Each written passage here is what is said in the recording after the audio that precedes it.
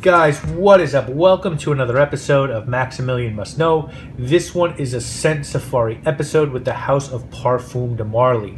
This is a house that is getting a lot of love in the online fragrance community. A couple of reviewers talked about Herod, and that really opened the house up. Other reviewers started finding other favorites like Oajan and Pegasus. I tried Herod and thought it was nice. I didn't love it as much as some of my peers, but I definitely did want to see more from the house. So I reached out to them, and within a day, I had fragrances, every sample of every fragrance messenger to my apartment. And I want to give a big shout out to Taylor at the Fragrance Group.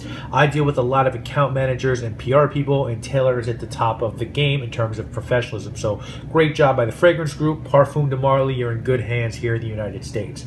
So on Scent Safari, we take 4 fragrances from a house. Usually it's a house that I don't own a bottle from. I have a close to 500 bottle collection. I do not yet own one from this house. And I take 4 fragrances from the house that's featured, and I give first impressions on them. And what I do really is I spray them on 4 pulse points a couple hours before the video, and then about 5-10 minutes before the video I refresh, and that way I get a little bit of the dry down, and I'm pretty acquainted with different stages of the fragrance when I do give the first impressions. Now, before we talk about these 4 fragrances, let's talk about Parfums de Marly.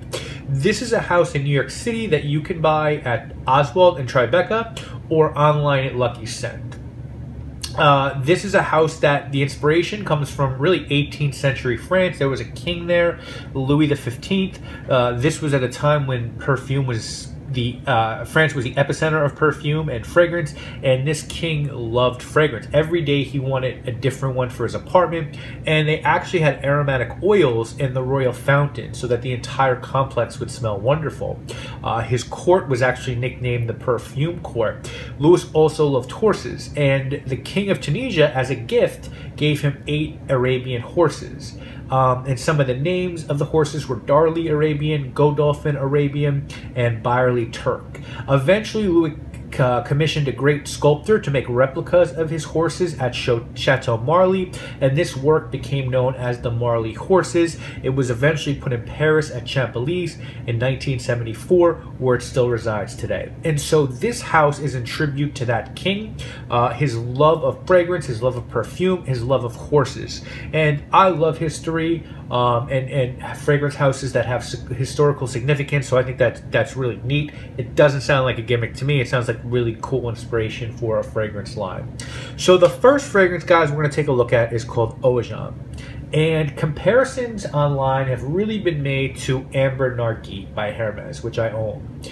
This one, 125 ml, goes for $275. It is part of their Arabian Breed collection. Notes in it are cinnamon, honey, and osmanthus at the top, benzoin, labdanum, ambergris, artemisia in the middle, patchouli, musk, tonka, and vanilla in the base. Now, this one came out in 2013, and this one, I'm smelling it right now, is gorgeous. Gorgeous fragrance. To me, it smells like Amber Narguilé on steroids. That cinnamon, honey, and tonka. My God, this is honestly maybe the best date scent that I've ever come across. I love Amber Narguilé, but it's a little too light, I feel like. It has that Jean-Claude Elena transparency. And this one is dense and powerful. It's really well done. I also need to mention, you guys, the bottles on these are just stunning with these wonderfully heavy caps. If you ever go to Oswald, check them out because they're beautiful, beautiful bottles. I really like Oajan. I'm definitely buying this one. It's on my purchase list, and I've moved it high up in the queue, so I should probably get a bottle of this by year end. It really does remind me of a much more intense version of Amber Narguilé.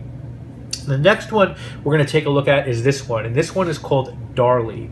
Darley came out in 2012. This one's a little cheaper, $250 for 125 ml. This one, the notes are bergamot, lemon, and mint at the top, lavender, orange flower, rosemary, cinnamon, and rose in the middle, sandalwood, patchouli, guaiac wood, amber, and tonka in the base. So immediately when I looked at this one, I thought, okay, it's kind of a fougere, but it also has this very classic eau de cologne vibe with the mint in it. So what I get off the top of this one is citrus and mint. Definitely citrus and mint.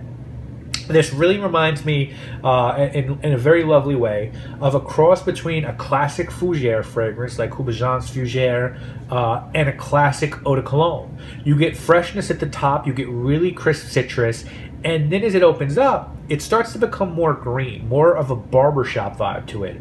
I like this one a lot. Reminds me a bit of 1861 by Xerjoff and Acqua di Cima by Eau de Italy. But what I like, this one is really cool because it's a cross. It's almost like a cross between that Fougere and that Eau de Cologne. This one, I imagine, would do really well in the heat.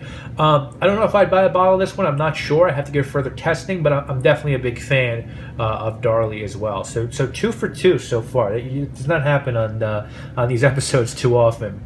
Third one, we're going to go back to the Arabian breed and look at this one called Habdan. Now, this is a 2013 release, also goes for $275. Notes look really cool on this one. You've got saffron and a labdanum at the top. You've got apple, woods, and rose in the middle. That sounds really good. Ambergris caramel, love caramel, and myrrh in the base. Now, people know I am a myrrh addict. Myrrh is one of my favorite fragrance notes.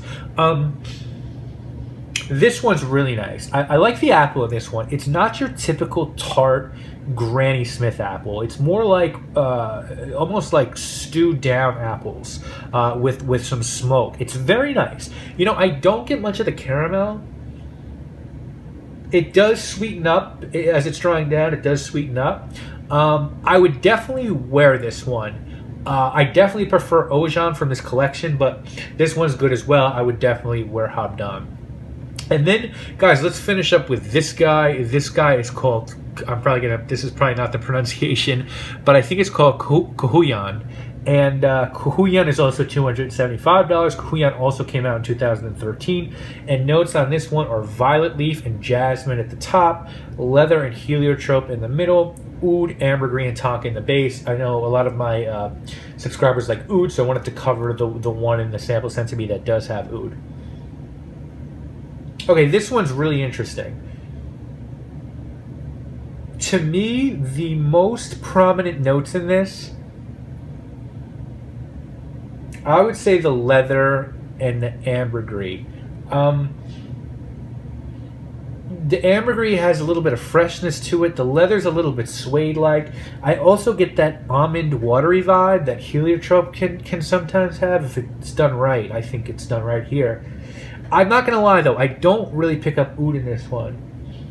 Now, maybe it's a different sort of oud. Maybe it really comes later in the dry down, but I don't get that much oud. Of the 4, this one would probably be my least favorite, but I would wear this one as well. So I guess I want to say that I'm really impressed by Parfums de Marly. I heavily implore my subscribers to look at their fragrances other than Herod. Now, you might love Herod. I would wear Herod. If someone gave me a bottle of Herod, I'd wear it a lot. I just don't, having fragrances like Tobacco 1812 by West Third Brand and Spice Bomb. I just don't know if I need Herod in my collection. But so many people that I know love Herod. But the point I want to make is don't just look at Herod. Look at their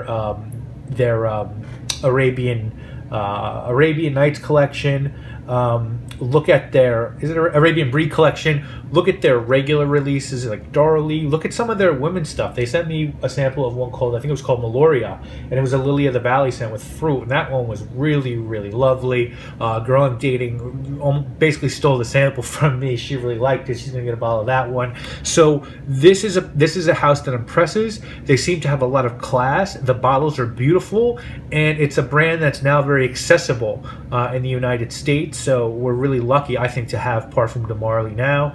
I think these are worth the price. These are really high quality scents. The performance on my skin seems to be really good, and there's a huge breadth of different styles across this line. So guys, let me know if you have any questions on Parfums de Marly, any questions about the scent safaris, and we of course will be back next week with more episodes. I will have a review this weekend, guys. You know what it is. My name is Maximilian, and I'm listening. See you guys real soon. Peace. Yo, girl, I've been peeping you for quite some time. Finally got the nerve to see if you could be mine. We can go and smoke some trees, eat some